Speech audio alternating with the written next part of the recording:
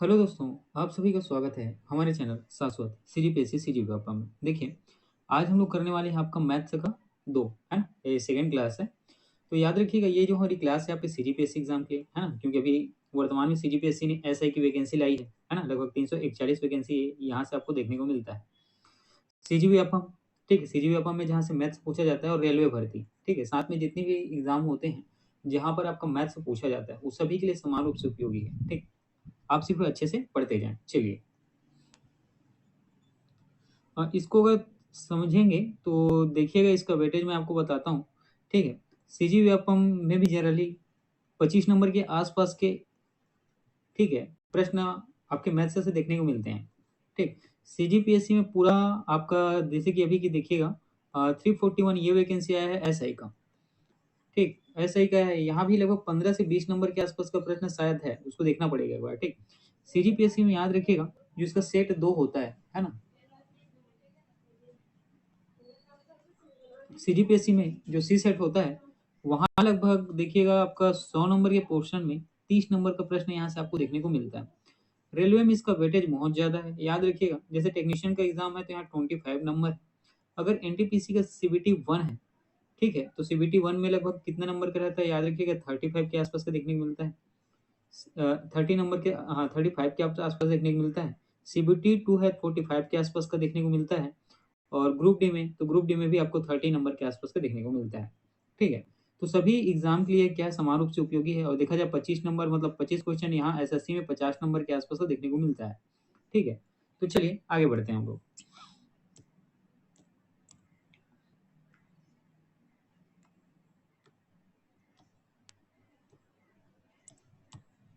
देखिएगा, ये आपका पहला प्रश्न है ना। ये आपका पहला प्रश्न है, याद रखिएगा। है ना, हमारी क्लासेज जो है आपको सीजीपीएससी में जो ऐसी भर्ती आई है, इसको डेडिकेटेड है ना। तो निम्न में से कौन सी संख्या 9 और 11 दोनों में पूर्णतः विभाज्य है? सिंपल सा है। ये जो चार संख्या दिया हुआ है ऑप्शन में, ए बी सी और डी, ठीक है, इनमें कौन सी संख्या 9 से भी भाग चला जाएगा पूरा पूरा, और 11 से भी भाग चला जाएगा पूरा पूरा। भाग चला जाएगा पूरा पूरा का मतलब क्या है कि यहाँ पर शेष फल उसका कितना होना चाहिए, 0 होना चाहिए। रिमाइंडर कितना आना चाहिए, 0 आना चाहिए। चलिए, देखिए, 9 से जब कोई संख्या को भाग करते हैं, तो 9 को भाग करने का नियम क्या होता है, जितनी भी संख्याएं होती हैं, ठीक है, जितनी भी संख्याएं होती हैं, सभी संख्याओं के पदों को आपस में क्या कर दिया जाता है, जोड़ दिया जाता है। और जितनी भी जोड़ने के बाद जितना भी वो संख्या आता है, उसको 9 से भाग कर दिया जाता है। ठीक है, तो 9 को भाग करने का इस तरीके का नियम है। अगला आप देखेंगे 11। ठीक, 11 के लिए होता क्या है, जो आपका सम संख्या है, ठीक है, सम संख्या कहने का मतलब जो सम पदों की संख्या है, ठीक, और साथ ही जो विषम पदों की संख्या है, ठीक, सम पदों की संख्या और विषम पदों की संख्या, इनके बीच का अंतर जो है 0 के बराबर होना चाहिए। ये किसका नियम है, तो 11 से भाग करने का नियम है। ठीक है, चलिए इसको सॉल्व करते हैं। देखिएगा, देखिए, 9 से भाग करने का नियम मैंने आपको क्या बताया कि सभी पदों को पहले जोड़ देने हैं और इसको क्या करना है, 9 से भाग कर देने हैं। जैसे कि यहाँ पे है 2 धन 7 धन 2 7 धन 2 धन 1 धन 8। इन सभी संख्याओं को क्या करेंगे, आप जोड़ेंगे और उसको 9 से भाग कर देंगे। तो देखिए, 2 और 7 9, 9 और 7 16, 16 और 2 18, 18 और 1 19, और 19 और 9 1908। ठीक है, ये आपका 27 है।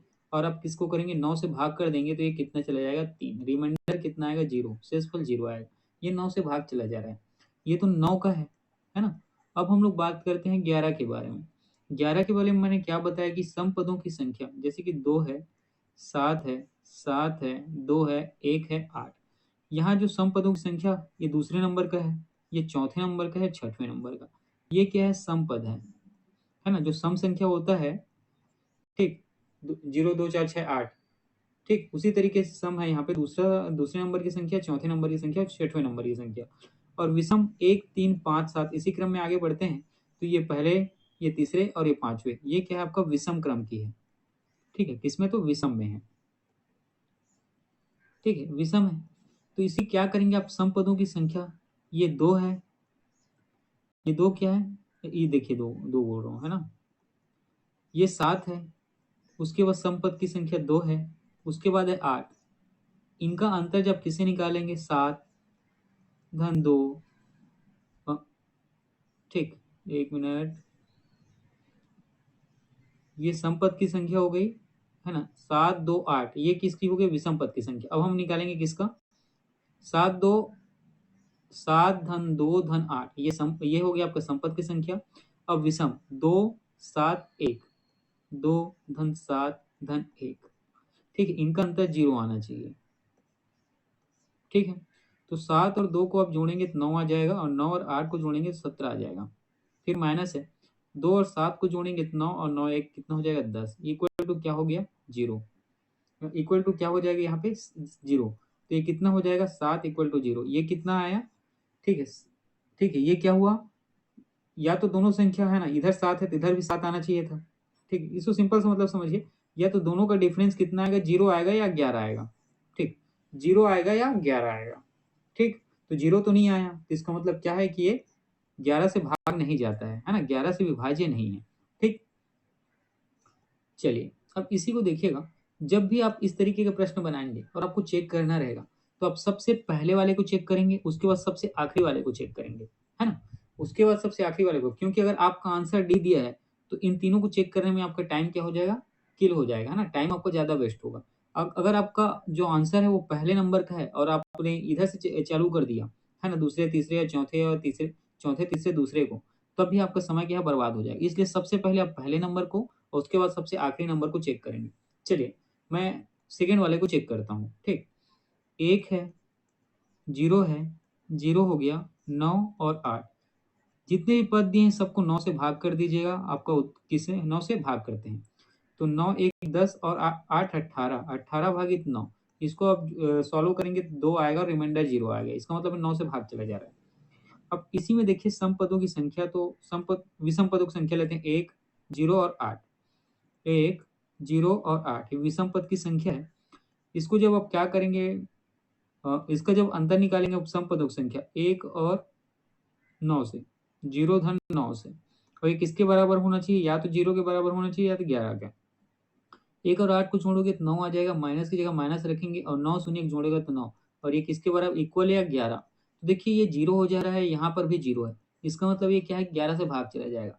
तो ऑप्शन भी आपका क्या है तो सही उत्तर हो जाएगा, है ना, ऑप्शन भी आपका यहाँ पर क्या तो सही उत्तर हो जाएगा। ठीक है, चलिए आगे बढ़ते हैं।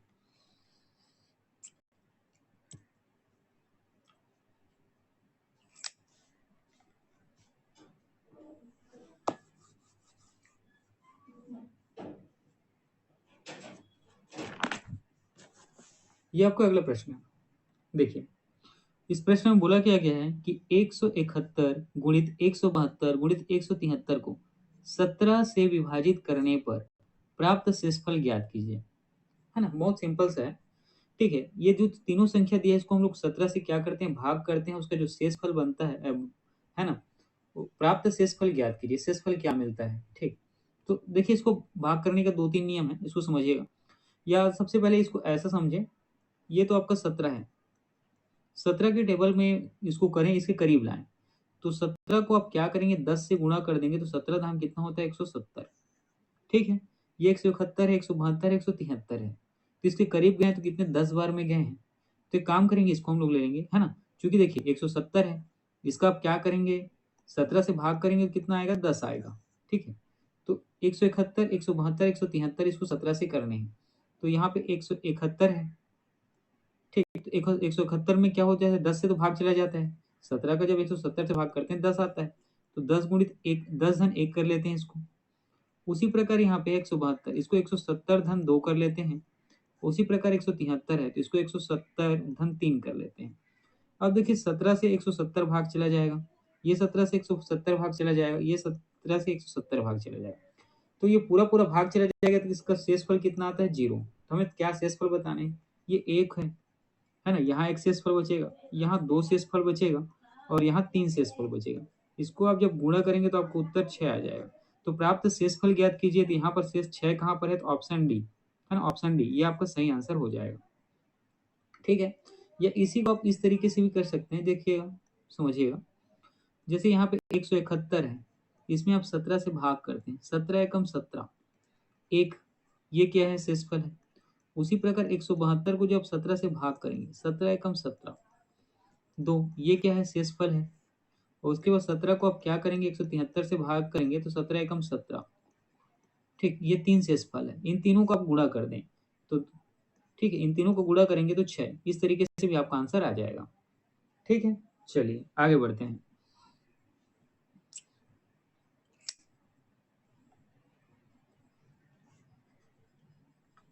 देखिए, ये आपका अगला प्रश्न है।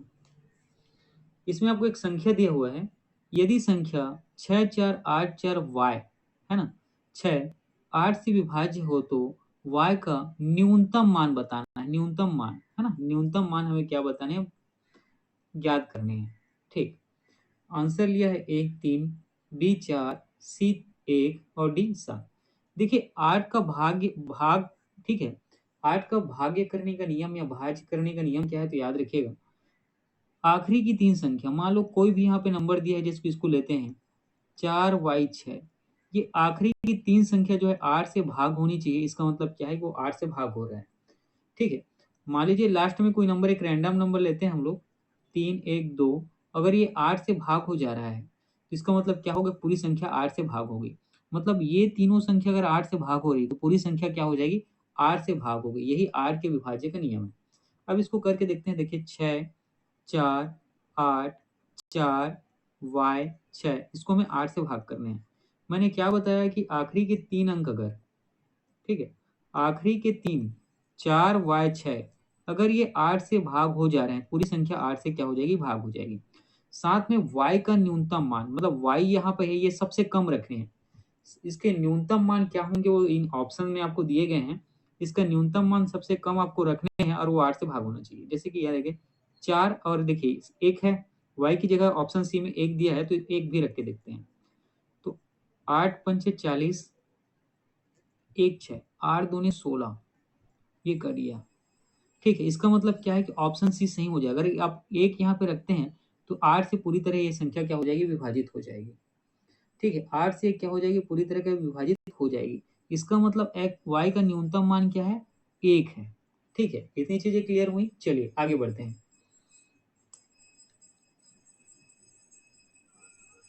देखिएगा, ये आपका अगला प्रश्न है ना, ये आपका अगला प्रश्न है और साथ ही बहुत सुंदर सा प्रश्न है।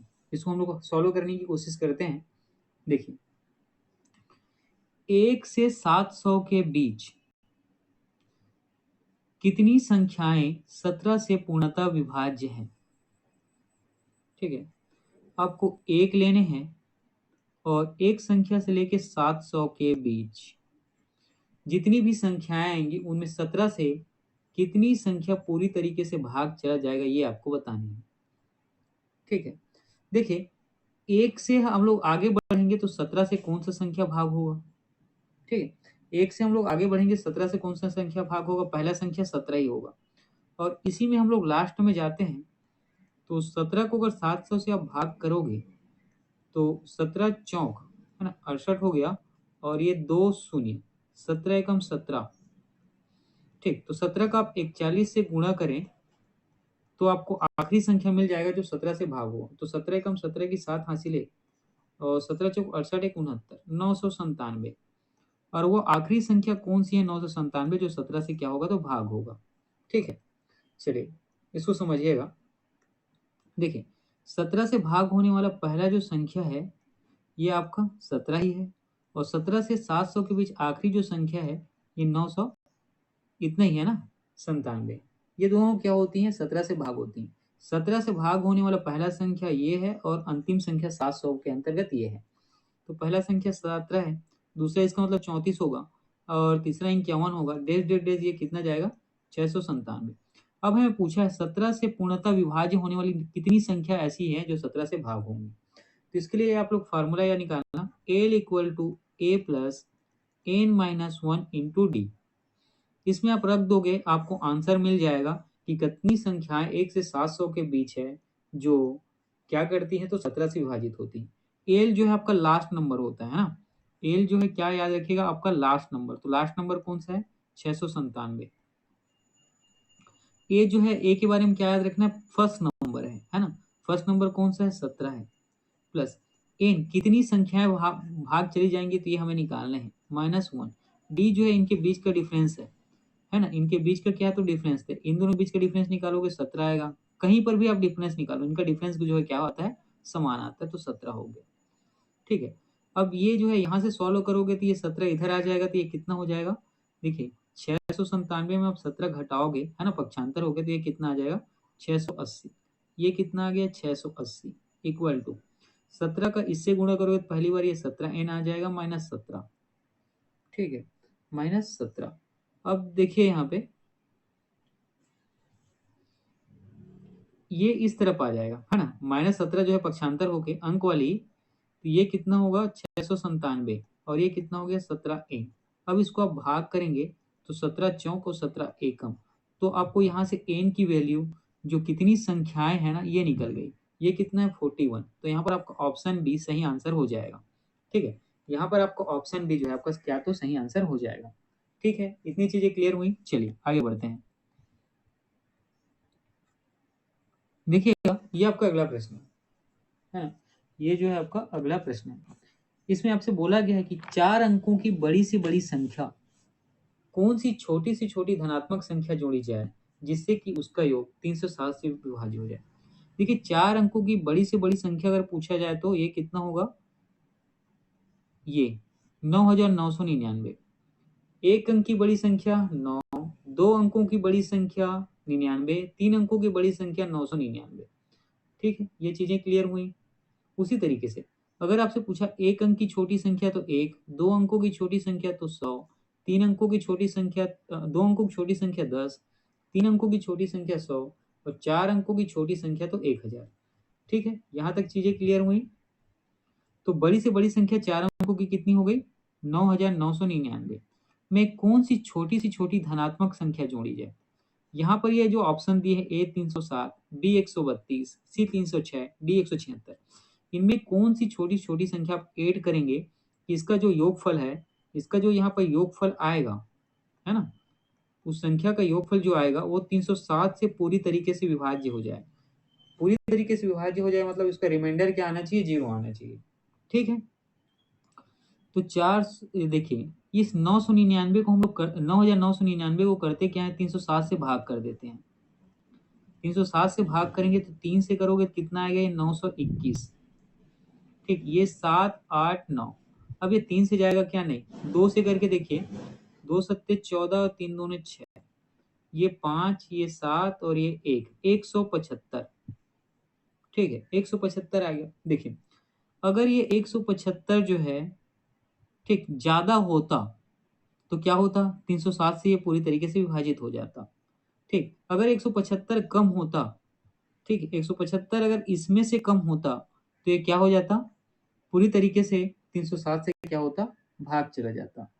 तो यहाँ पर आप क्या करेंगे, ये जो 307 है, ठीक है, और ये 175 307 में है ना, क्योंकि 175 ज्यादा होता, ये शेषफल कितना है, 175 है।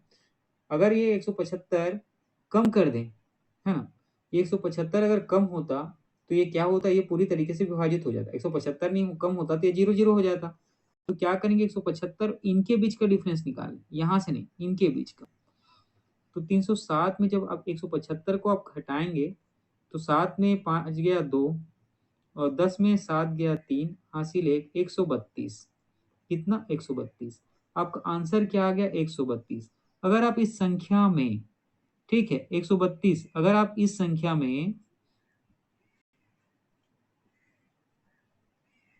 ठीक है, देखिए समझिएगा, अगर आप क्या करेंगे इस संख्या में, इसमें 132 घटा देंगे। ऐसा क्यों कह रहा हूं मैं, ठीक है, क्योंकि 4 अंकों की बड़ी से बड़ी संख्या यही है, लेकिन हमें 4 अंकों की ऐसी बड़ी से बड़ी संख्या बतानी है जो क्या हो, 307 से भाग चली जाए। तो आप इससे अगर 132 घटा दोगे और उसको 300 भाग 7 से भाग करोगे तो आपको वो पूरी तरीके से भाग हो जाएगा, है ना, पूरी तरीके से विभाजित हो जाएगा। ठीक है, तो यहाँ आपका जो सही उत्तर हो जाएगा 132 होगा। या आप इस तरीके के क्वेश्चन को, अगर आपका भाग करने की कैपेसिटी अच्छी है ना, तेज है, तो आप क्या करेंगे, सबसे पहले आप क्या करेंगे, देखो इसको इसी तरीके से बनाओ, ठीक है, वो चीजें बहुत पेचीदा हो जाएंगी। ठीक, देखिएगा, ये आपका अगला प्रश्न है। ये जो है आपका अगला प्रश्न है, इसमें बोला गया है कि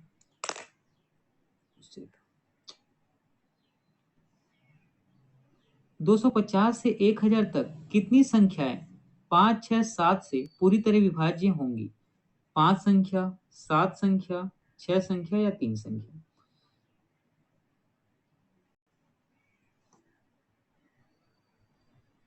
देखिए, तो इस तरीके के प्रश्न जब भी आए और 3 नंबर दिया हो इस तरीके से अलग अलग, तो और कितनी संख्याएं से पूर्ण विभाजित पूछा जाए, तो सबसे पहले आप इसका एलसीएम निकालेंगे, है ना, लघुत्तम समापवर्तक निकाल लीजिए। देखिए, इसका तो है ना सभी संख्याएं अलग हैं, तो यहाँ से अगर आप एलसीएम भी निकालेंगे तो एक एक करके निकालेंगे। इसको इस काम का काम करें, 5 गुणित 6 गुणित 7, ये कितना आ गया 210।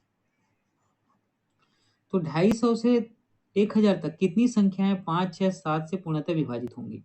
तो देखो, सबसे पहली संख्या 210 है जो इनसे विभाजित होंगी, और उसी प्रकार अगर आप 210 का 1000 से भाग कर लेते हो, ठीक है, ये 9, 9 शून्यम 9 एकम 9, 9 दूनी 18, ठीक। तो और इसका आखिरी संख्या कौन सा है जो इसे पूरी तरीके से भाग चला जाएगा? तो ये 1, 8, 9, 0, ठीक है, 1, 8, 9, 0। एक मिनट, 9 एकम 9, 9, 9 शून्यम 9 एकम 9 दूनी 18,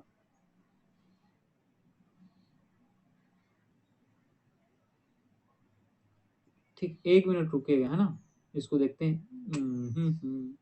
ये आपका 4 आएगा दोस्त, ठीक है, चीजें के थोड़ी सी मैं देखिए, ये 1000 है, ठीक है। ये क्या है 1000, आप 4 से इसको करिए, 4 दूनी 8, 4 एकम 4 और 4 शून्यम 0, 0, 6, 1, कट गया। इसका मतलब पहली संख्या 210 थी, आखिरी संख्या 1000 तक में कितनी है? तो याद रखिएगा, ये हो जाएगा आपको, इसका आप 4 से गुणा करोगे तो आपको मिलेगा 840, ठीक है, 840। इसका मतलब पहली संख्या जो इन तीनों से विभाजित होगी वो 210 है, आखिरी संख्या 840 है। तो इसके बीच में जितनी भी संख्याएं आएंगी वो इसकी गुणज होंगी, किसके? 210 के। तो 210 गुणित 1 किए 210 मिला, 210 गुणित अगर आप 2 करोगे तो ये कितना मिलेगा? 420 मिलेगा। और यही 210 गुणित अगर आप 3 करोगे तो ये कितना मिलेगा? 360, ठीक है। और चौथा तो यही है। तो यहाँ पर आपको क्या पता चले कि 5 या 7 से पूर्ण विभाज्य होने वाली, ठीक है, कितना 250 से 1000 कितनी संख्याएं हैं, ठीक है, कितनी संख्याएं हैं? तो याद रखिएगा, ये 210 को तो आप लेंगे नहीं, है ना, क्योंकि हमें 250 से 1000 के बीच पूछा गया है ना, 250 से 1000, तो यहाँ पे 420 आ जाएगा, 360 आ जाएगा और 840। तो ऑप्शन डी यहाँ पर आपका सही उत्तर हो जाएगा, है ना। ऑप्शन डी जो है आपका यहाँ पर क्या तो सही उत्तर हो जाएगा, ठीक है। इतनी चीजें क्लियर हुई, चलिए आगे बढ़ते हैं। देखिएगा, ये आपका अगला प्रश्न है। ये जो है आपका अगला प्रश्न है ना, बहुत ही अच्छा सा प्रश्न है, इसको हम लोग सॉल्व करने की कोशिश अब करते हैं।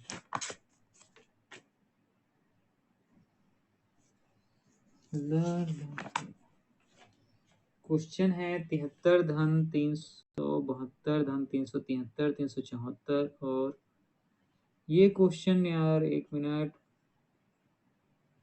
चेक करता हूँ, ठीक है। देखिए, ये क्वेश्चन बेसिकली ना, है ना, प्रिंट थोड़ा सा मिस्टेक है। ये बेसिकली इस तरीके का है, 37 है, नहीं नहीं, ये 72 है, ये अच्छा, ये देखिए, 3 की पावर में 71 धन 3 की पावर में 72 धन 3 का घात 73 धन 3 का घात 74 धन 3 का घात 75, इन सभी का योगफल जो है किससे भाग चला जाएगा ये बतानी है आपको, 8 से, 5 से, 11 से या 7 से। जब भी इस तरीके का प्रश्न आपसे पूछा जाएगा, ठीक है, आप सबसे पहले देखिए 3 के घात 71 है, फिर धन है, 3 का घात 72 है, फिर धन का चिन्ह है, तो यहाँ से कॉमन लेने की कोशिश करेंगे। कॉमन क्या निकलेगा? 3 का घात 71, है ना, ये क्या हो जाएगा? कॉमन निकलेगा। तो कॉमन अगर 3 का घात 71 यहाँ से भी ले लिए तो इसके घात में क्या बचेगा? 3 के घात में 0 बचेगा, ठीक है। और यहाँ से 3 का घात 71 लिए तो 3 के घात में 1 बच गया, तभी तो 72 होगा, है ना। और 3 का घात 71 लिए तो 3 के घात में 2 बच गया। यहाँ 71 आप लिए हैं तो 3 के घात में 3 बच जाएगा और यहाँ 3 के घात में क्या बचेगा 4। ठीक है, इतनी चीजें हैं। अब 3 का घात 71 यहाँ पे हो गया। 3 के घात या किसी भी संख्या के घात में अगर जीरो होता है तो क्या होता है, एक होता है। उसका वैल्यू कितना आता है, एक। तो 3 की घात अगर जीरो है तो ये एक आ जाएगा। 3 का घात एक है तो 3 आ गया। 3 का घात 2 है तो ये 9 आ जाएगा। 3 का घात 3 है तो 27 आ जाएगा और 3 का घात 4 है तो ये 81 आ जाएगा। ये 3 का घात 71 हो गया और इन सभी को जोड़िए तो 81 और 9 को जोड़ोगे तो आपको 90 मिलेगा। 27 और 3 को आप जोड़ोगे तो 30 मिलेगा। तो 90 ये हो गया और 30 120 हो गया और उसके बाद जो बचा क्या है, 121। ठीक है, अब देखिए से विभाज्य है। 121 को आप दिए गए संख्याओं में भाग करके देखें तो केवल 11 से भाग होगा। तो यहाँ पर आपका ऑप्शन सी सही उत्तर हो जाएगा। ठीक है, यहाँ पर आपको ऑप्शन सी आपका क्या तो सही उत्तर हो जाएगा। ठीक है, चलिए देखिए ये आपका अगला प्रश्न है। यहाँ पर आपसे पूछा गया है कि एन एक क्या है, तो पूर्ण संख्या है ना। मतलब एक कोई एन की जगह कोई नंबर है जो पूर्ण संख्या है जिसे 6 से विभाजित किया जाता है, 6 से भाग करते हैं। ठीक, एन एक संख्या है जिसको आप 6 से भाग करते हैं तो शेष 4 बचता है। शेषफल कितना, 4 बचता है। यदि एन, ये जो एन है जो संख्या है, इसमें अगर आप 2 का गुणा कर दें और 6 से विभाजित किए तो शेष क्या बचेगा ये बताने हैं। देखिए ये 6 है, कोई भी संख्या है 6, इसको हम क्या से भाग करें तो यहाँ पे ये क्या बचेगा, 4 बचेगा। मतलब 4 क्या बचेगा, शेष बचेगा। तो अगर हम लोग यहाँ पे 10 रखते हैं, है ना, यहाँ पे कॉमन सेंस इस्तेमाल करना है आपको। तो 6 एकम 6, तो 6 यहाँ पे लिए और इनके बीच के, है ना, 10 में 6 जाएगा तो कितना बचेगा, 4 शेष बचेगा। तो एन बराबर यहाँ पे हम लोग क्या रखते हैं, 10 रखते हैं। ठीक है, तो 10 में 6 का भाग करोगे तो शेषफल कितना मिलता है, 4। उसी प्रकार एन की जगह यहाँ पे 10 रखेंगे तो ये कितना हो जाएगा, पूरा का पूरा 20 हो जाएगा। और 20 को जो आप 6 से भाग करेंगे तो 6 तिया 18, है ना। 6 को आप 20 से भाग करोगे तो 6 तिया 18 मैक्सिमम बार जाएगा और शेषफल कितना बचेगा, 2। तो यहाँ पर आपका कितना आ गया, 2। यही आपका आंसर है। शेष क्या बचेगा, तो 2 बचेगा। ठीक है, चलिए ठीक है दोस्तों, आज का क्लास मैं यहीं तक रखता हूँ। आपकी क्लासेस आगे कंटिन्यू होंगी, है ना। और देखिए अभी थोड़ा सा टाइम तो मेरे पास इशू चल रहा है। 29 तारीख से, ठीक है, इसी महीने में 29 तारीख से हमारी क्लासेस बहुत अच्छे से चलेंगी और मैं डेली 2 वीडियोस कम से कम अपलोड करूंगा। ठीक है, चलिए ठीक है, पढ़ते रहिए।